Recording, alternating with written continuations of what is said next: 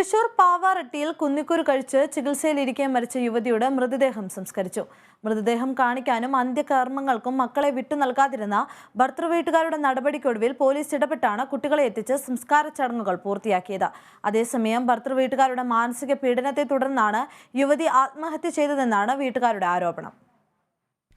കഴിഞ്ഞ 12-നാണ് ഭർത്താവ് സന്തോഷിന്റെ നാട്ടികയിലെ വീട്ടിൽ വെച്ച് കുന്നിക്കുരു കഴിച്ച് പാവറട്ടി സ്വദേശി ആശ ആത്മഹത്യയ്ക്ക് ശ്രമിച്ചത്. ആശുപത്രിയിൽ ചികിത്സയിലിരിക്കെ 17-ന് മരിച്ചു.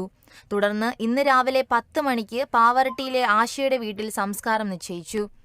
പ്രവാസിയായ സന്തോഷ് വിവരമറിഞ്ഞ് നാട്ടിലെത്തിയിരുന്നു. എന്നാൽ ആശയുടെ വീട്ടുകാർ ആവശ്യപ്പെട്ടിട്ടും അവസാനമായി മൃതദേഹം കാണിക്കാൻ മക്കളെ വിട്ടുകൊടുക്കാൻ ഭർത്തൃവീട്ടുകാർ തയ്യാറായില്ല. 7ഉം 5ഉം വയസ്സുള്ള 2 ആൺമക്കളാണ് ഇവർക്കുള്ളത്. വിവരമറിഞ്ഞ് മുരളി പെരുന്നെല്ലി MLA ഇടപെട്ട് കളക്ടറെയും പോലീസിനെയും ബന്ധപ്പെട്ടു.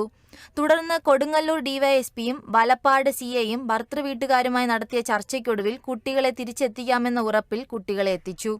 ഒടുവിൽ ആശയുടെ 2 മക്കളും ചേർന്നാണ് കർമ്മങ്ങളിൽ പങ്കെടുത്ത് ചിതയ്ക്ക് തീ കൊളുത്തിയത്. അതേസമയം ഭർത്തൃവീട്ടുകാരുടെ പീഡനം മൂലമാണ് ആത്മഹത്യയെന്ന് യുവതിയുടെ ബന്ധുക്കൾ ആരോപിച്ചു. ഇവർ ഇതുമായി ബന്ധപ്പെട്ട് വലപ്പാട് പോലീസിൽ പരാതി നൽകിയിട്ടുണ്ട്. സംഭവത്തിൽ അന്വേഷണം നടത്തി തുടർ നടപടികൾ പിന്നീട് തീരുമാനിക്കുമെന്ന് പോലീസ് അറിയിച്ചു. Kerala vision news, Thrissur.